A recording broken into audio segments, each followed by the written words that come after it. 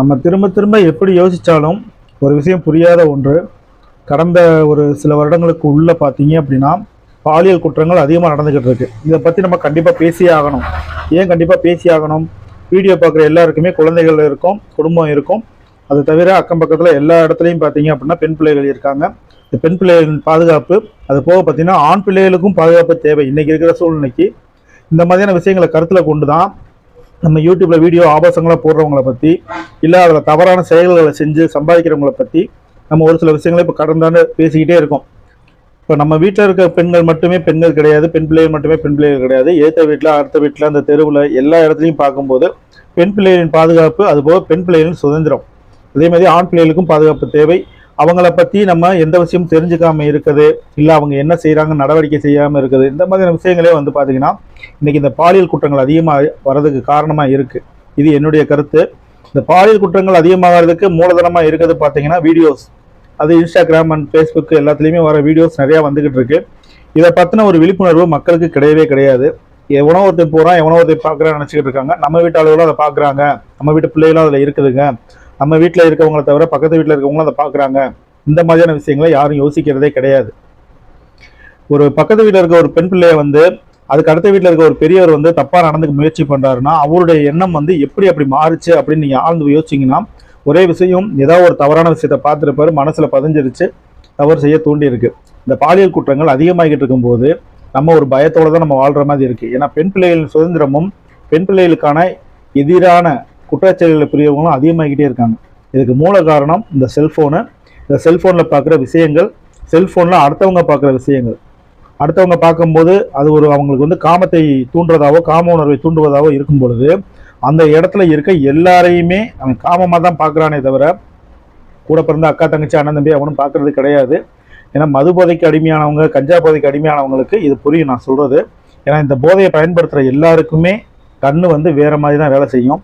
அதுக்கு ஒரு சிறந்த எடுத்துக்காட்டு நான் ஒரு சில டைட்டில் எடுத்து வச்சுருக்கேன். அந்த டைட்டிலை நான் படிக்கிறேன் உங்களுக்கு, அதுலேயே உங்களுக்கு தெரியும். விழுப்புரம் மாவட்டம் செஞ்சி அருகே திருமணம் செய்யக்கோரி மிரட்டியதால் 13 வயது பள்ளி சிறுமி தற்கொலை. நரசிங்கராயன் பேட்டையைச் சேர்ந்த சரவணன் 25 என்பது கைது. சரியா? முதல் பேஜ். திருப்பத்தூரில் 14 வயது சிறுமிக்கு பாலியல் தொந்தரவு கொடுத்த திக வார்டு உறுப்பினர் போக்சோ சட்டத்தின் கீழ் கைது. கட்சி 2. Puducherry private school teachers POCSO. பச்சை பிள்ளையை 4 மாசமா வச்சு அந்த சாரை விடவே மாட்டோம். தனியார் பள்ளியில் நடந்த அதிர்ச்சி. பள்ளிக்குள் புகுந்து பொருட்களை அடித்து உடைத்து ஆவேச மறியல். அதுக்கு அடுத்து பார்த்தீங்கன்னா அந்த மேட்டர் தான், புதுச்சேரி மேட்டர் தான். தனியார் பள்ளியில் சிறுமியிடம் பாலியல் செயலில் ஈடுபட்டதாக கூறி ஆசிரியர் மீது தாக்குதல். தாக்கப்பட்ட ஆசிரியரை மீட்டு அழைத்துச் சென்றது காவல்துறை. அதுக்கு அடுத்து பார்த்தீங்கன்னா திருமணம் செய்ய வீட்டை தாண்டி வருவாயா, சாக்கோ பாயால் நெருக்கடியாக தவிக்கும் பெண்கள். இந்த டைட்டில் வந்து கடைசியாக நான் சொல்கிறேன் என்னன்னு. மாணவியின் பாலியல் புகார், தகவலை மறைத்த ஹெச்எம் கைது. சேலம் அரசு பள்ளியில் 7ஆம் வகுப்பு மாணவிக்கு 11ஆம் வகுப்பு மாணவர்கள் 3 பாலியல் தொந்தரவு அளித்த விவகாரத்தில் தகவலை மறைத்ததாக தலைமை ஆசிரியர் உட்பட 3 கைது. போக்சோ வழக்கின் கீழ் சம்பந்தப்பட்ட 3 மாணவர்கள் கூர்நோக்கு இல்லத்தில் ஒப்படைப்பு. தலைமை ஆசிரியர்கள் 3 பேர் வந்து அனைத்து மகளிர் காவல் நிலையம் கைது பண்ணியிருக்காங்க. இதெல்லாம் எதுக்காக படிக்கிறேன்றது யாருக்கு புரியுதோ இல்லையோ, பெண் பிள்ளைகளை பெற்றவங்களுக்கு கண்டிப்பாக புரியும். இன்னைக்கு இருக்கிற சூழலில் பெண் பிள்ளைகள் எப்படி வளர்றாங்க அப்படின்னா அப்பா அம்மாவோட கண்காணிப்பில் வளர்றது கிடையாது. எல்லாமே இந்த செல்ஃபோனுக்கு மோகம் அடிப்படை அதில் தான் போய்கிட்டு இருக்காங்க. ஒரு 10 நாள் நம்ம பேசிக்கிற டாபிக் என்னன்னு கேட்டிங்கன்னா யூடியூப், இன்ஸ்டாகிராம் வீடியோஸ், இதில் வந்து அடிப்படுற பேர்களை வந்து நம்ம மேற்கொண்டு திரும்ப பார்த்துக்கிட்டே இருக்கோம். அதில் ஒரு சிலர் என்ன கருத்து தெரிவிச்சிருக்காங்க அப்படின்னா, அதாவது அவங்களுடைய செயல்பாடுகளை வந்து நம்ம பேசக்கூடாது, அது அவங்களுடைய முயற்சியில் அவங்க ஏதோ பண்ணிட்டு போகிறாங்க அப்படின்னு சொல்லி நம்ம நிறைய கமெண்ட்ஸ்லாம் வந்துக்கிட்டு இருக்கு. இன்னும் ஒரு சிலர் என்ன சொல்கிறாங்கன்னா, இந்த மாதிரியான ஒரு பார்வையில் யாரும் இது வரைக்கும் பார்க்கல, இந்த மாதிரியான வீடியோஸ்னால தான் இந்த மாதிரி குழந்தைகள் வந்து தவறான பாதையில் போகிறாங்கன்றதை யாரும் இது வரைக்கும் சொல்லலை. ஸோ நீங்கள் அதை எடுத்து பேசுகிறீங்க, அதுக்காக நன்றின்னு சொல்லியிருந்தாங்க. நான் ஒரு விஷயத்த திரும்ப நான் சொல்லிக்கிட்டே இருக்கேன். என்னன்னு கேட்டிங்கன்னா, இன்னைக்கு இருக்கிற சூழ்நிலைக்கு இந்த நாடு நாசமாக போகிறதுக்கு முழு காரணம்னு எதை சொல்லுவீங்கன்னு கேட்டால் அந்த செல்ஃபோனை தான் நான் சொல்லுவேன். உங்கள் மனசுக்குள்ளே நான் வந்து உட்காந்து பேசணும் அப்படின்னா கூட இந்த செல்ஃபோன் தான் உங்களுக்கு காரணமாக இருக்குது. அதே மாதிரி தான் இன்னைக்கு இருக்கிற குழந்தைகள் எல்லாருமே கெட்டு போகிறதுக்கு மூல காரணம் இந்த செல்ஃபோன். இந்த செல்ஃபோனில் அப்படி என்ன இருக்குது?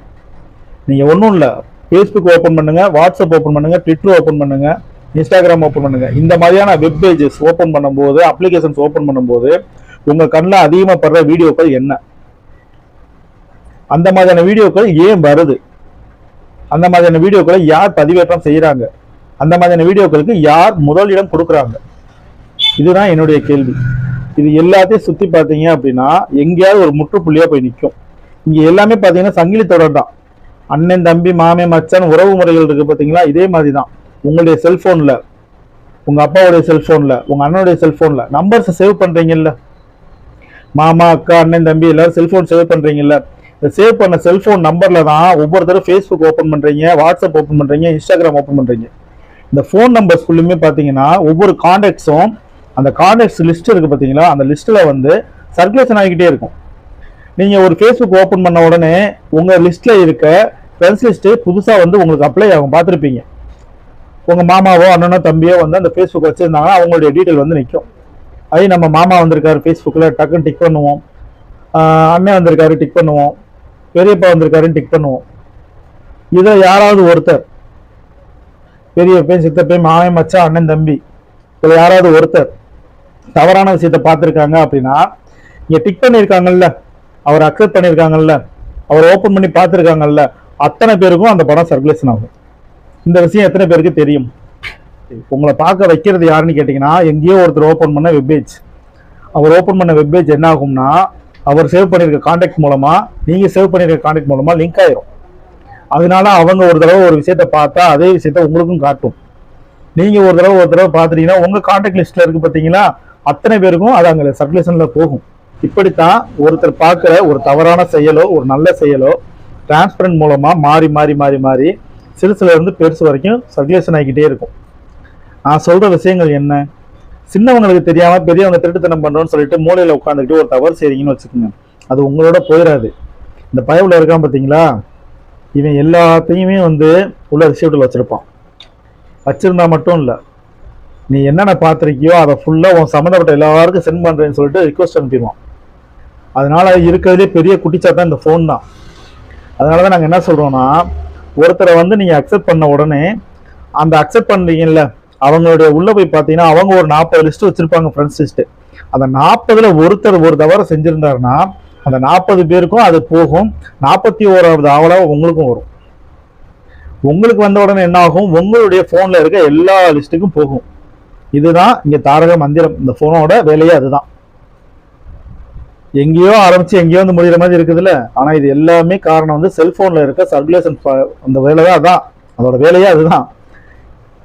ஸோ நம்ம இந்த செல்ஃபோன் இல்லாமல் இன்னைக்கு வாழ்க்கையை வாழ முடியாதுன்னு தெரிஞ்சு போச்சு. நான் என்ன சொல்ல வரேன், இன்னைக்கு இருக்க பெண் பிள்ளைகள் பாதுகாப்புக்காண்டி நீங்கள் ஒரு சில விஷயங்கள் நீங்களே செஞ்சாகணும். குழந்தைகள் எதை பார்க்குறாங்க, எதுக்கு பின்னாடி போகிறாங்க. ஓப்பனாக சொல்லணும்னா, நேற்று ஒரு பேட் கமெண்ட் வந்துருந்துச்சு எனக்கு, நீங்களும் பார்த்துருப்பீங்க, சப்ஸ்கிரைபர் எல்லாருமே பார்த்துருப்பீங்க. அதில் பேட் கமெண்ட்ல வந்து ரொம்ப தவறான வார்த்தைகள் பயன்படுத்தியிருந்தான் அந்த பையன். அந்த பையனுடைய ஏஜ்னு பார்த்தீங்கன்னா, என்னுடைய கணிப்புப்படி அவன் ஓப்பன் பண்ண பேஜோட இயர் பார்த்தீங்கன்னா 2023. 2023 தான் ஓப்பனே பண்ணியிருக்கான். அப்படின்னா ஆக்சுவலி அவனுக்கு 18 வயசு முடிஞ்சால் தான் அவன் பேஜுக்குள்ளே வர முடியும். 18, 19, 20 வயசு தான் ஆகுது, 25 இது. ஸோ இங்கிட்டு 2 வருஷம், அங்கிட்டு ஒரு 18, 25 வயசுக்குள்ளே தான் இருப்பான். அதிகபட்சம் போனால் 20 தான் வரணும். என் கணக்குப்படி 20 தான் அந்த பையனோட ஏஜ். அந்த பேஜோட ஐடி பார்த்தீங்கன்னா லோக்கல் பாயின்னு போட்டு ஐடி போட்டிருந்தான். ரொம்ப பேட் வேர்ட்ஸ் ஓப்பனாக பேசிக்கிட்டு இருந்தான். ஒருத்தருடைய மென்டாலிட்டியை வச்சு அவங்களுடைய ஏஜை ஈஸியாக கண்டுபிடிச்சிடலாம். இப்போ நம்ம வீட்டாளர்கள் யாராவது பேசும்போது நம்மளுக்கு கோவம் வராட்டி அடுத்த ஆளை பேசும்போது கோவம் வருதுன்னு வச்சுக்கோங்க, பார்க்குறவன் என்ன நினைப்பான், அதே தான் இங்கே நடக்குது. அப்பா அம்மா படுற கஷ்டம் அந்த பிள்ளைகளுக்கு தெரியல. நம்மளுக்கு எப்படி ஃபீஸ் கட்டுறாங்க, எப்படி நம்ம குடும்பத்தை ரன் பண்ணுறாங்கன்ற கவலையெல்லாம் இல்லை.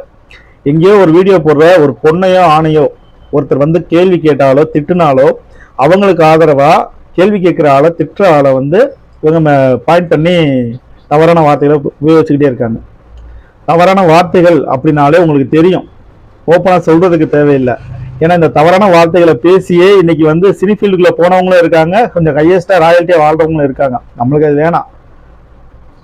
ஏன் அந்த வார்த்தையை நான் பயன்படுத்த கொஞ்சம் தயங்குறேன் அப்படின்னா, என்னோட வீடியோவை யார் பார்க்குறாங்கன்னு எனக்கு நல்லா தெரியும். நான் சர்க்குலேஷன் பார்க்குறது 13 வயசுல இருந்து 65 வயசு வர குறிப்பிட்ட ஏஜ்ல இருக்கவங்க எல்லாருமே எனக்கு என்னோட வீடியோ பார்த்துக்கிட்டு இருக்காங்க. சின்ன பசங்கள்ல இருந்து பெரிய வரைக்கும் பார்க்குறாங்க. ஸோ இதில் பெண்கள்னு பார்த்தீங்கன்னா கிட்டத்தட்ட 44% இருக்கீங்க, மீதி தான் ஆண்கள். இந்த தவறான வார்த்தைகள் நான் பேசினாலோ இல்லை வேற யாராவது என்கிட்ட பேசுகிறத நான் திருப்பி ரிப்ளை பண்ணாலோ அது எல்லாத்தையுமே பாதிக்கும். நான் அந்த வேலையை நான் எப்பயும் பண்ண மாட்டேன். பேசுகிறவங்க பேசிக்கிட்டே இரு, அதுக்கு என்ன பண்ணணுமோ அதை நம்மளால் முடிஞ்ச வரைக்கும் பண்ணுவோம். அதாவது ஒருத்தர் நல்வழிப்படுத்தணும்னு முயற்சி பண்ணிட்டோம்னா வர மற்ற விஷயங்கள் நம்ம யோசிக்கக்கூடாது. எனக்கு தெரிஞ்சு ஒரு சில விஷயங்களை நான் உங்களுக்கு சொல்கிறேன், நீங்கள் அதுக்கேற்ற மாதிரி உங்களுடைய குழந்தைகளை நீங்கள் நல்வழிப்படுத்திக்கோங்க. எங்கேயோ ஒருத்தர் என்னமோ பண்ணிட்டு போகிறாங்க, அது நம்மளுக்கும் தேவையில்லை. நானும் இப்போ வீடியோ போட்டு கண்டினியூவாக பார்த்துக்கிட்டே இருக்கேன். அந்த வீடியோவில் இருக்க தவறுகளை வந்து அவங்க புரிஞ்சுக்கல. ஏன் இப்படி இந்த அளவுக்கு போயிருக்கு, இன்னைக்கு இருக்க சமுதாயம் வந்து சீர்கட்டு கெடுக்கிறதுக்கு என்ன காரணம், அதை பற்றிலாம் அவங்க கவலைப்படலை. அவங்களுக்கு தேவை அன்றைய சந்தோஷம் தான் அவங்க யோசிச்சுக்கிட்டு இருக்காங்களே தவிர எதிர்காலத்தில் இந்த குழந்தைகளுடைய எதிர்காலம் என்ன ஆகும், இந்த குழந்தைகள் கேள்விக்குறியா நிற்குமே அப்படின்ற கவலை யாருக்குமே இல்லை. அப்படி கவலைப்படுறவங்க மட்டும் என் பின்னாடி வாங்க, கொஞ்சமாவது நம்மளால முடிஞ்ச வரைக்கும் ஒரு சிலருக்காவது புரிய வைப்போம். இல்லை அப்படின்னா எப்பயும் போல போராடிக்கிட்டே இருப்போம். பாலியல் குற்றங்களை முடிஞ்ச அளவு குறைக்கிறதுக்கு என்ன பண்ணணுமோ அதை தான் நம்ம பண்ண முடியும். நம்ம போராட்டம் இது மூலமாக மட்டும்தான் நடக்க முடியுது. எதிர்காலத்தில் தேவைப்பட்டது அப்படின்னா என்ன பண்ணணுமோ அதுக்கேற்றதை நம்ம பண்ணிக்கலாம். நன்றி.